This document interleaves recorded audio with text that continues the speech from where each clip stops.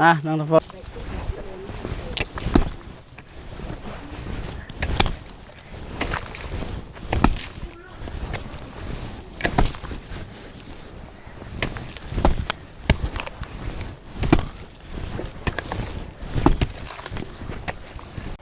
ออกก่อนน้องน้ำฝน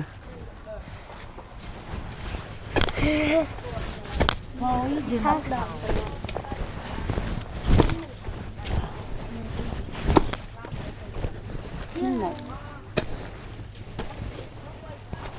ที่ทอมมิดเบาเตียงแต่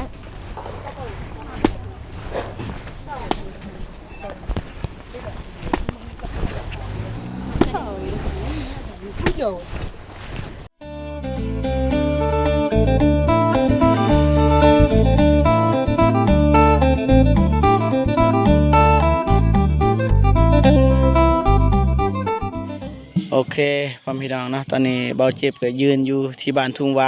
พี่น้องเนาะสิเอาตีนเสาย่ายบอนที่ของน้องน้ำฝนพี่น้องสิเป็นอะไรเบาเจ็บก็สิให้ทางเบาฝนแล้วก็แม่ของน้องน้ำฝนเนาะย่ายไปนำกันพี่น้องเนาะสิให้น้องน้ำฝนถือ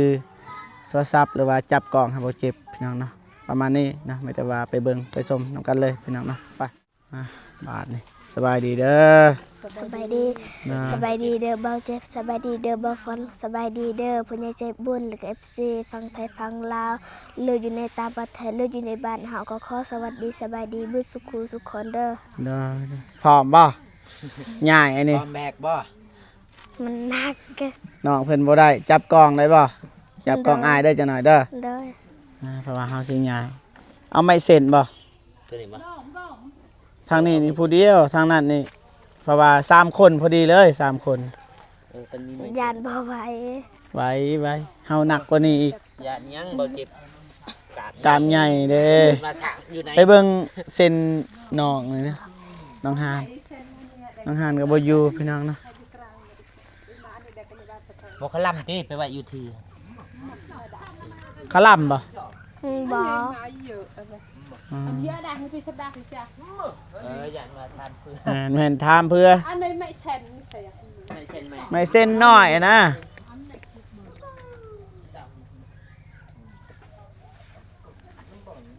บ่ได้มันบ่คือไม่เส้นเด้มันติ่งไปติ่งมานะเตินเต็งมันหมื่นเลยมันลื่นนะซองใหม่ลองยกกูก็นั่งดูมึงหลับติดใจไม่เอาไหนประทับไปเลยป่ะไปเลยโอ้ไปน้องน้ำพลบ่ฮู้คือกันสำหรับเราคนบ่หนักป่ะโอเคเจ้านายสิให้น้องน้ำฝนเพิ่นจับกองให้คิดว่าโอเคเจ้านายสิไปซื้อน้ำหวานให้เบาฝนบ่แม่นบ่บ่มีปัสสาวะของตัวอยู่พัดฟองเด้เยอะด้วยเจ็ดแหล่งไม่นี่เนาะอยู่นี่เนี่ยดูนี่ปงเขตนี่แหละนี่บอลอันนี้ละไปวันที่สิห้ามกับบ่ฝนเองตุนว่าสร้างขวดอยู่ใส่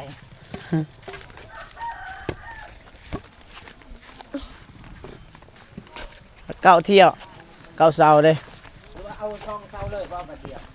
ได้ป่ะมันนักโอ้ว่าละเทื่อละซองเสายาก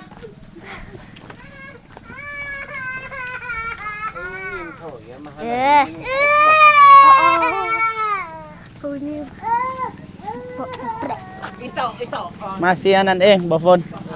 ให้น้องน้ำฝนจับกล้องจับเตียงเด้อนี่แม่น้องน้ำฝนแหลมๆจ้ะแต่ว่าบัลลียงมีเนาะดุนเนาะบัลลียงยังเก็บบียงกลัวไปเป๊ะกินน้ำมันตาลนี่ใช่ไหมน้ำตาลยืดเหล็กมันหนักกว่าก็เจ็บบอกว่าคิดว่านักหรือว่าได้อยู่เต็มหลอดความแพงเจ้า คือว่ามัน ได้ปะ เข้าได้นะ 50 แสดงว่าโบนัส บ่หนักบ่เบานะ บางอย่างคือเบาอันนี้ขึ้นหนักกว่ารู้สึก Kaya ko ikadakada yung paano. ประโยคเดี๋ยวปะแล้ว มันจะมีอย่างนี้ ไป แต่ไม่ก็ได้ให้ก็ได้เจอไม่ต้องใช้มันมาที่ต้องใช้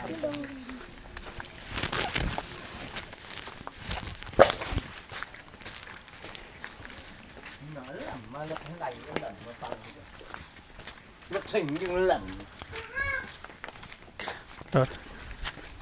ใหญ่ขับบ่ได้ เนาะก็เนาะที่แพ็กกันเนาะบนที่ตกกันในแจนเนาะ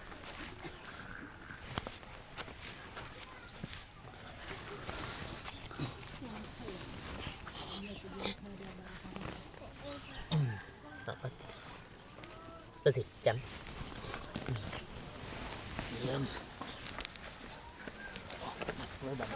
รู้สึกว่า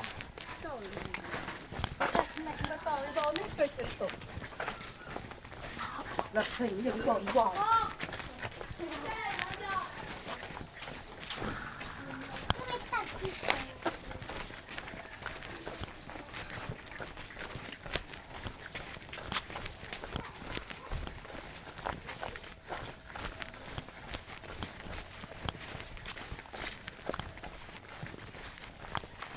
เก้าเที่ยวคนไรบอกคน บุทันเครื่องครับ เพิ่นเครื่องซ้ ต่อเรื่องโปรเจกต์เก่า ำบันทึกเลยเนาะบันทึกเลยบันทึก แต่แหวะนี่เซ็ง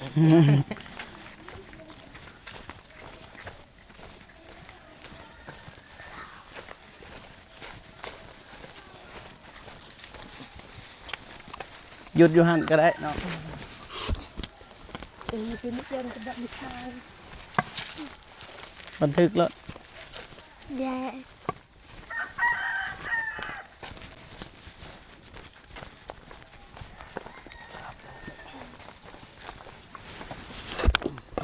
แบบนั้นมาน้องทุกคนตามมา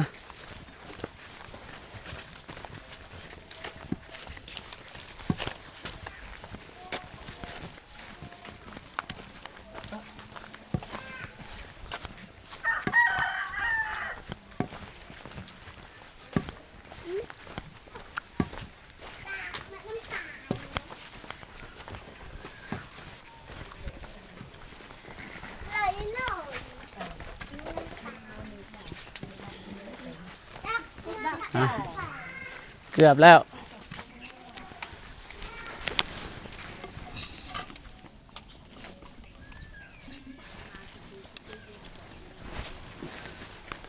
ตัวเบาก็เบาเนาะ เนี่ย มันไหนหมดไหน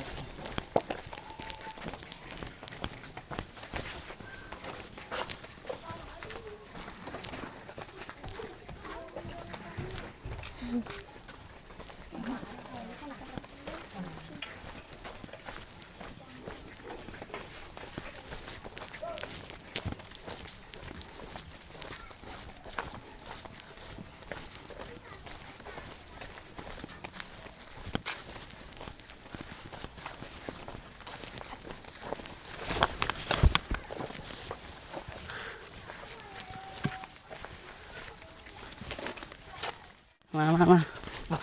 เจ้าอีกกระสิ ไปเลยกระเทินน่ะ มันจังคลิป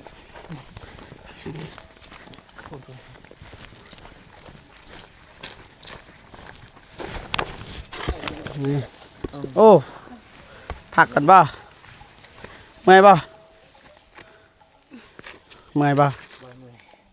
ไม่แบบบ่เมื่อย เมื่อยบ่บ่เมื่อย บ่ได้จับซื้อ แม่นบ่เมื่อย Cái phạt. Hay là bấm lại. ย่างมาดิน้องทุกคนน้องเมื่อยบ่ บา หึ บา เบิ่งใส่กล่องนะ ถือ เมื่อยบ่จับกล่อง บา สิแบกหรือว่าจับกล่องเลือกเบิ่ง จับกลาง จับกล่อง โดย สลัด 1 2 3 4 5 6 7อ้าวยัง2 ยังสอง อืม คือเจ้าห้ามลูกคือสิแบกเสา จะสิแบกปะได้ครับ ไหวบ่ เล็กได้เนี่ยกระดูกเล็ก จะใส่กระดูกไหมปะ แม่กระดูกเก่าอันตกล้นแม่จุด บ่แล้วเนาะนับแต่ลอยแม่น้ำคลองกระโบตูนบ่แล้วเลย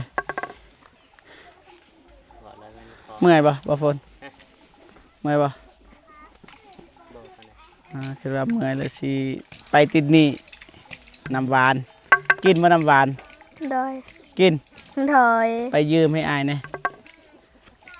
อายเมื่อยเด้อายซอยน้องเด้ น้องเป็นคนซื้อแมันบ่อย่าละหยอกดิซื้อเราแล้วให้ติดหนี่ไปตามมาเลย จับเที่ยงๆเด้อกองเด้อหน่อย FC มีแต่ผู้ใหญ่เบิ่งเด้อเจ็บหัวเด้อจะน้อยเขาบ่เบิ่งคลิปอายนี่อายบ่มาซอยเด้อ โดย เขาเบิ่งคลิปขึ้นกับน้องเบิดหมูสิเบิ่งหรือบ่เบิ่ง กันเห็ดแบบวินหัวเด็กหลานเด็กเลยเด็ก ตัวสิแบกบ่ฝน โอ้ก็ดีให้กระดูกจัง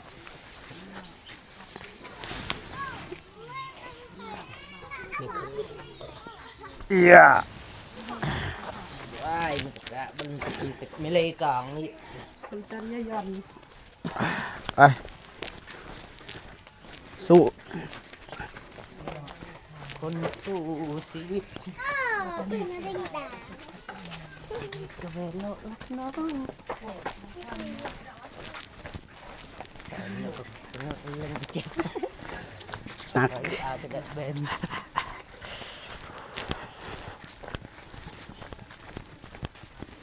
มีแต่แปลงทางอะไรแปลงทาง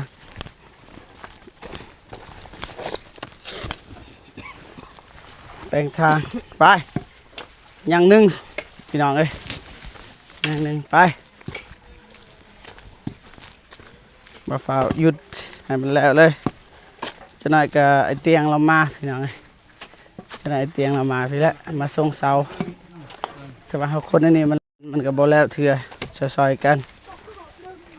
แบ่งเวียกแบ่งงาน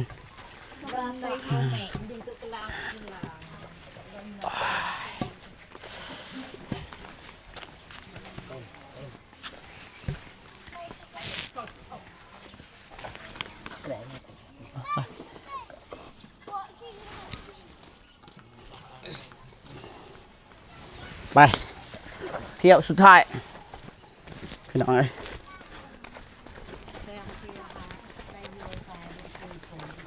กำลังไม่จากแต่กูโกย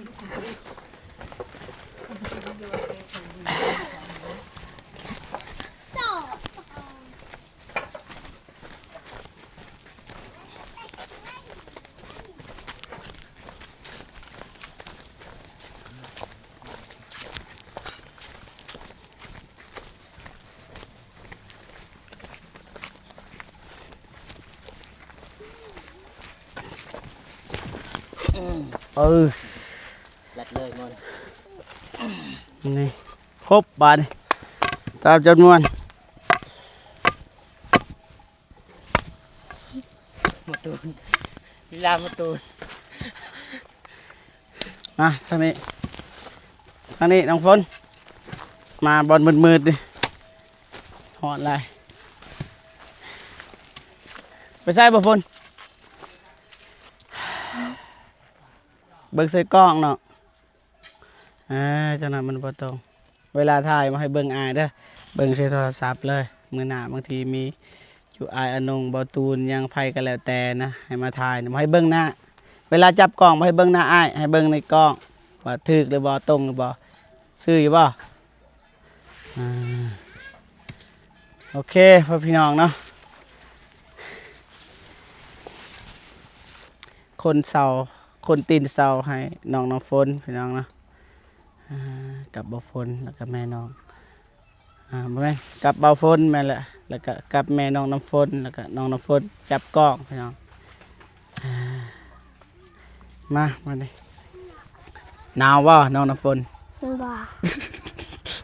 บ่ใส่เสื้อแขนยาว อ่า ขายาว บ่มีบ่ส่งขายาวคือมักใส่ส่งขาสัตว์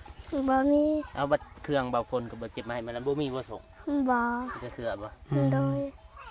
เอาบ่เสื้ออายสิมาให้เสื้อ บ่เจ็บใส่ เสื้อบ่เสื้อตัวหนึง โดย เอาบ่พอดีเลยกับน้องเสื้อนั่นสิมาให้เด้อ โดย เสื้อแต่งอ่า มีเกาะบ่จัก โอเควันนี้ยายเสาบ่แม่นอีกเลยเสายายตีนเสาเรียบร้อยพี่น้องกับเบาฝนแล้วก็แม่น้องน้ำฝนน้องน้ำฝนนี่ถ่ายคลิปพี่น้องจับกล้องให้บ่เจ็บพี่น้องนะบ่ฮู้ว่าสิเฮาสิเฮ็ดอยู่ไสแต่ว่าตอนนี้เฮาท่าทีมงานมาส่งเสาพี่น้องเนาะมีแต่ว่าคันว่างขุดอันนั้นเด้อทางเข้าบอกก็ซื้อเลยก็ได้ยินบ่ โดย อ้าวไม่ได้ว่าให้น้องขอบอกขอบใจขอบบุญขอบคุณแต่ว่าเฮาบ่ฮู้ว่าผู้ใหญ่เป็นไผนะเพราะว่างบจากบ่อนงอ่ะไม่ได้ว่าให้น้องขอบอกขอบใจผู้ใหญ่ใจบุญเด้อเบิ่งกล้องแล้วพนมมือ ข เด้อ อบขอบใจเด้อเบาฝนกับเบาเจ็บเทยายตีนเศร้าเด้อ ได้ ขอบใจผู้ใหญ่ใจบุญที่ฝากเงินซื้อตีนสาวคอยผู้ใหญ่จงอยู่เย็นเป็นสุขกายสุขใจก็ขอสุขภาพแข็งแรงความเจ็บจะสุดใดความใครจะสุมีคอยหาเงินไม่ให้แห้งปังตลอดปีตลอดชาติและจิตจนไม่หอจอดได้ถึงนอนก็คอยได้เงินหมื่นตื่นก็คอยได้เงินแสนสาธุเด้อ ได้สาธุไม่ได้ว่าคันมีเวลานี่แป้งเด้อเพราะว่าถ้าให้ง่ายแบบนี้บ่ไหว้นะ เพราะว่าดนๆจะได้แห้งเสียเรือนเฮ็ดชานจะได้ไหม้อันนี้อันนั้นมามันก็ยาก แม่นเด้อไปเบิ่งหันไปบ่พุ่นไปเบิ่งก่อนบ่ได้เฮาสิขุดนะไปถามบ่เฒ่าเพิ่นแต่บ่ได้ปรึกษาว่าบ่เฒ่าเพิ่นสิให้ขุดทางใดหรือว่าสิให้อ้อมเพื่อนบ่หรือว่าให้ขุดซื้อเลย นี่แหละคันสิขุด ขุดวันนี้บ่ แต่นี่ก็ขุดนี่ อ๋อขุดตัวนี้บ่บ่เฒ่า นี่บ่เออ สิอันนั้นทางนี้หรือว่าทางนี้ทางนี้เนาะ เออ ขุดตัวนี้เลยสั่น มันง่าย อืมนี่ขุดอันนี้นี่ขุดทางนี้ก่อนคันขุดอันนี้ได้รถมันก็ไปได้เลย ก็ได้มันมาออกตัวนี้ มีจกว่า เอาออกจนรถ จอกเอาไว้ไม่ซอก ไปยืมก่อนก็ได้อะไปยืมจก ไปจนหนอกบ่ตัวคันนั้นนี่ได้มันก็ได้เลยนี่ ได้ไอ้ยิ้มบ้านหน่อย ตัวนั้นนี่เหยียบได้รถซิ่งมันได้นะรถซิ่งบ่เที่ยงเนาะ รถลากรถนี่เปาะจันแม่นรถใหญ่มันเข้าบ่ได้ก็คือตัวอย่างว่าเฮาไปส่งไมเชอร์ลายหยังบ่ได้รถมันใหญ่เด้รถเขามันจะขุดอันนี้ก่อนขุดบ่ขุดอันนี้เพราะว่ายังยานมีรถใหญ่เข้ามาตอนนี้บ่ทันได้เข้าแต่ว่าเพื่อความสะดวกนะขุดก่อนจะได้เปลี่ยนกันกับบ่ฝนตอนนี้บ่ฝนจับกล้องพี่น้องเลยบ่แน่ได้บ่ฝนนะ เป็นยังไงให้ความดุความมัน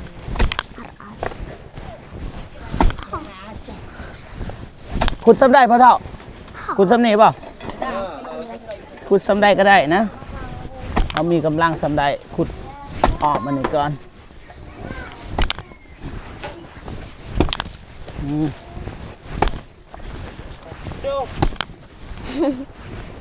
เบิ่งเล็กน้อยเด้อบ่ฝน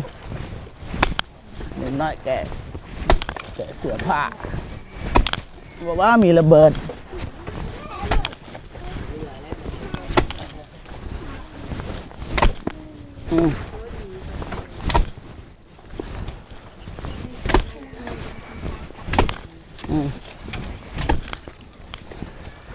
ตำนี้ได้ปะรถเข้าได้ปะ ได้ มาพอดขุดน้องๆคนขุดรายการ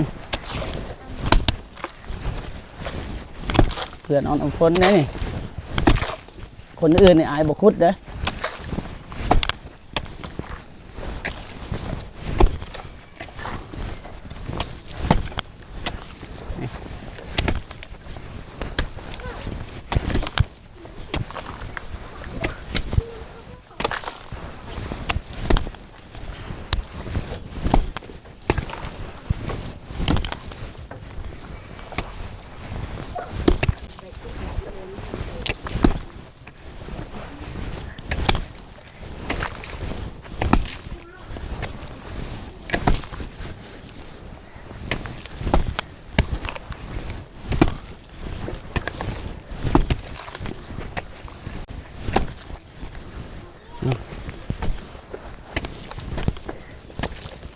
อนำบ่ไหลอีก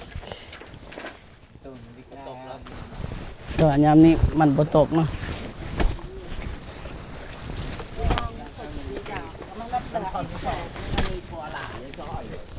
หืม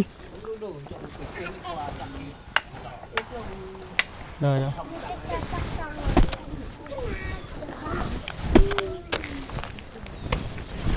ขนาดขยายบ้านขุดเบื้องนี้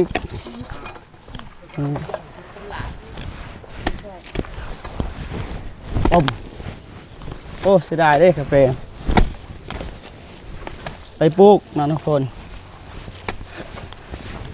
โอ้ยยังไม่เจอ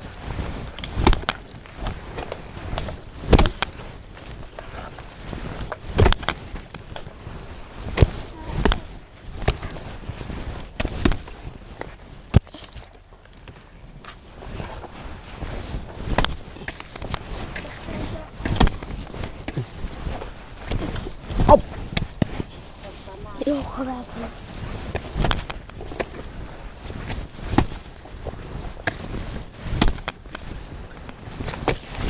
โอ้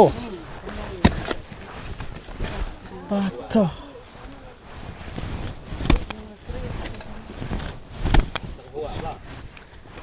ลงไหม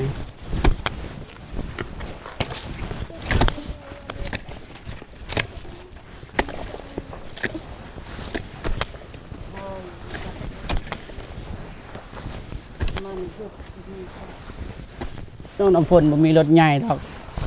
น่าจะเข้าได้อยู่มีบ่เงินซื้อรถใหญ่ บ้า คันบ่มีพอแล้วสามีจะออกตัวนี้ก่อนเถิดป้ากกกาแฟ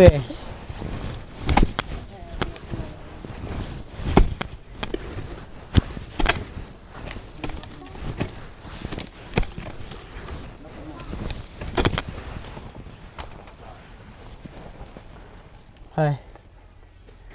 บอแมน รถคนในบ้านนี่เลยหรือว่ารถทีมงานพี่น้องโมเมนต์เลยโอ้เอามาส่งเสาว่ะ โอ้ย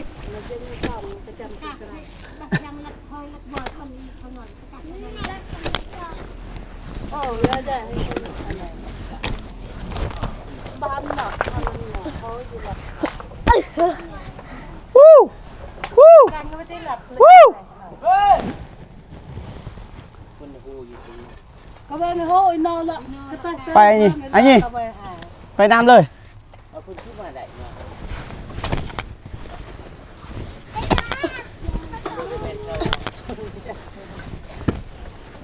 แล้วลำนั้นไหน โอ้สามแดง การไหนนี่หรออะไรเจ็บ มะพร้าวก่อน ตัวนี้ มะพร้าวก่อน อ๋อของขาวไม่ปะ บ่ออกก่อนน้องน้ำฝน โอ้ยดี ถ้า นะ ดอก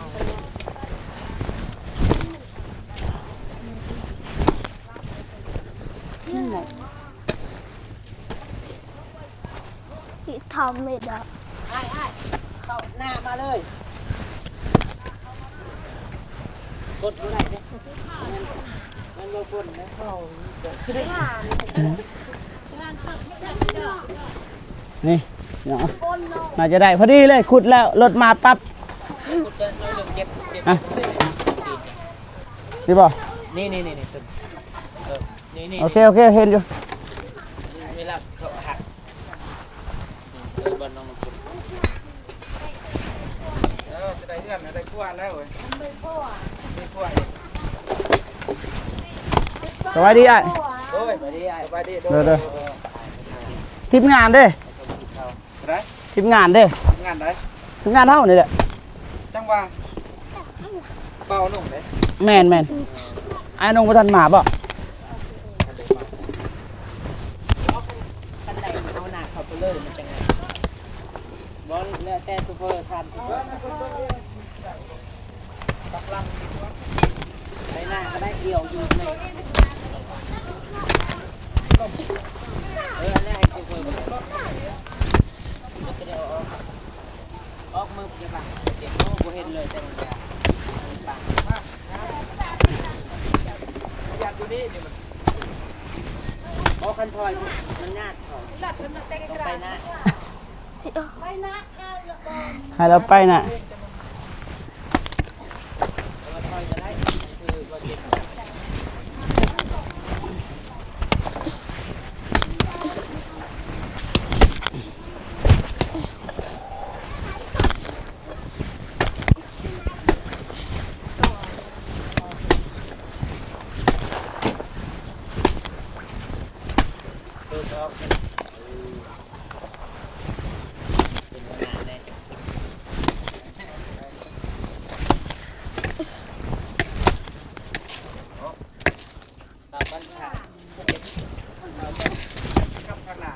ได้บ่ไอ้ ข้างหน้าที่ผมมีเขา ที่ปะทางใด นี่ได้บ่ได้ดอกใจเลย เอ้ามองนี่แหละ อิงใส่พ่นเจ็บ ได้ปะ นี่ตก ค่ะ บ่ห้องบ่ จำไม่ตก จักบ่ห้องบ่ ใช่โอ้โอ้ยหักเบิดเลยรถเจาะ ขึ้นเลย โอเค จะให้เกินแล้ว เกิน มาห้องมา เอาเป็นยัง ยัดเลยเชิม โอเค อย่างแล้ว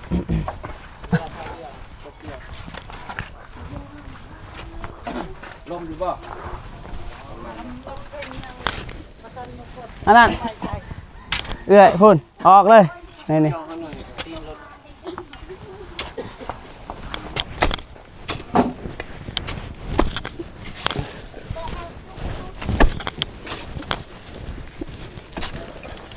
เยอะยังไกล ได้เอาก็เอาเข้าเลยนะรถทันใดรถอันนั้นเขาไปเอาเข้าเนี่ย สบายดีเด้อเด้อ โอเคล้าน เด้อ ดีเลยเอาไปเข้ากันโอเคคนเข้าไปเลย อันละ บ่ยันมันบ่ได้ติได้ปะมีว่าเล็กโซโลยังมีบ่ มีแต่สปีดอย่างเดียว มีปีกมีปีกไม่ได้เอาน้ำเอาตัวนี้อีก น้องเมื่อยเลยอ้ายเอ้ย มันก็ลองโต้ยเ มีแต่แบบนั้น กระโถนอยู่ไหน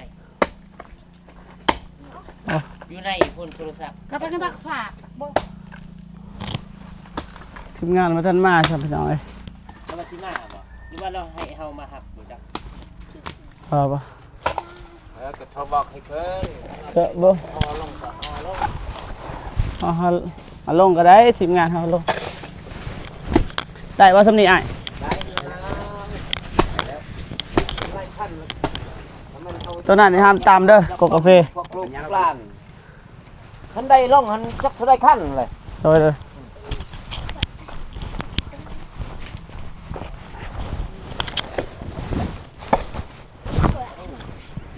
ว้า ได้ป่ะ อยู่นี่นะอยู่ดินหนองน้ำคนเจ็บ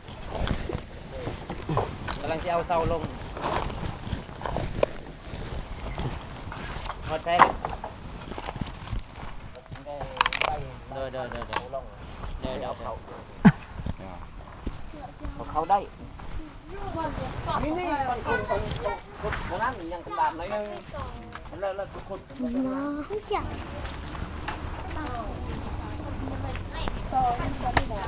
เบาเตียงแต่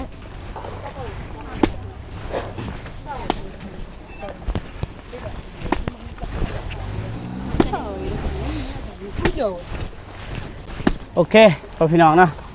ประมาณนี้เนาะทีมงานเฮาก็มาฮอดเนาะบ่เจ็บก็สิจบคลิปก่อนเนาะพักผ่อนก่อนเนาะจังได๋ก็ขอบคุณเนาะผู้ใหญ่ใจบุญทุกท่านและแบบทุกท่านที่เข้ามาเบิ่งมาชมคลิปของบ่เจ็บตั้งแต่ต้นจนจบแล้วก็บ่ข้ามโฆษณาเนาะขอบใจหลายๆเด้อโอเคบ๊ายบายพี่น้องพักผ่อนก่อน